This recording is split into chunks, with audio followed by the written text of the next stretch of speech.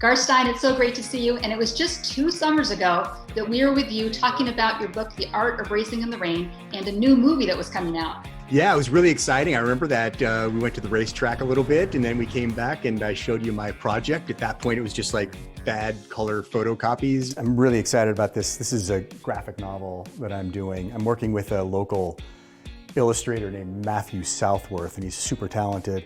And so I do the script and then he does the drawings. I think it's called The Cloven, and it's about goat mutant people who live in the jungle over here right near my office. So now The Cloven is finally coming out, and I got a chance to look at it, and it is gorgeous. Because I tried to write The Cloven as a novel first. When I gave it to my wife, Drella, who's always my first reader, and she read it and she promptly said, no, this is not going to be your next book. And I was really disheartened because I really enjoyed this character, Tuck. And then I thought maybe I'm telling it the wrong way. And that's when I started talking to my buddy Eric Reynolds, associate publisher at Fantagraphics Books. And it went from 0 to a million miles an hour in just a matter of 2 short years. Well, Tuck is a different kind of character for you. Can you tell us a little bit about him?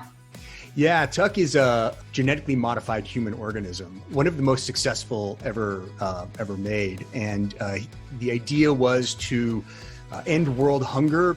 And some scientists and a rich billionaire realized that if people could have the digestive tract of a ruminant, they could eat far more, herbage and stuff outside. And so they go about trying to make a goat-human hybrid, and it actually works. But they can't get the hoofs out of the equation. So he does have goat hoofs as well. Actually, I love it.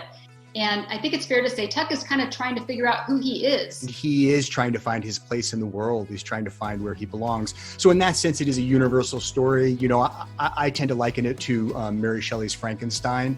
This quest for my creator, a quest for a home, for a place for me to belong. So why goats? Why is Tuck part goat as opposed to something else?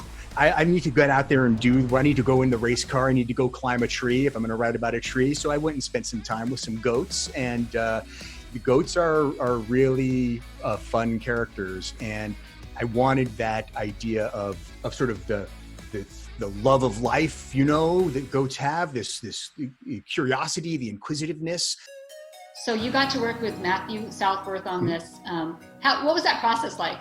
It's been a real dream to work with someone as talented and as generous with his creativity as Matt. Garth was so accommodating and so open to collaboration and excited to kind of learn how to do this different storytelling.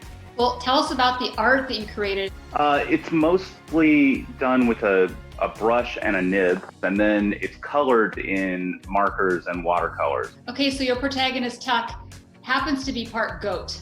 How challenging was that for you as an artist? It took some figuring and some fudging, let's say, to figure out how to deal with human legs that are also goat legs. Do you have a favorite panel that you drew for this first book? I do. It's kind of a cheat. It's not really a panel, which I happen to have right here, which was this. Wow, it's huge. Yeah, it's got to be the biggest piece of artwork I've ever made. And so, making this was my favorite. That is so cool. It's so fun to read it because there's so many locations that we all know and love right here in the Pacific Northwest, like Vashon Island.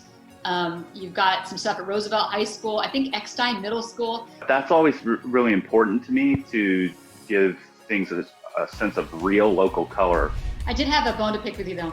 Why is the TV station in the book instead of Como?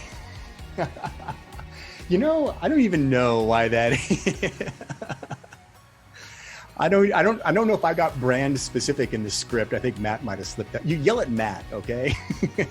I think I Googled the first, Seattle newscaster image I could find, and it had the little banner. But there are more in the second book, and they could certainly be Como.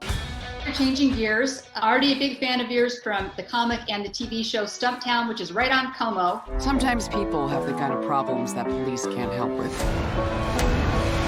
That's where I come in. Stumptown is a detective series set in Portland, featuring a sort of good-hearted but unreliable central character as a detective, and it's run for one season on ABC. Stumptown has been renewed already, so congrats on that.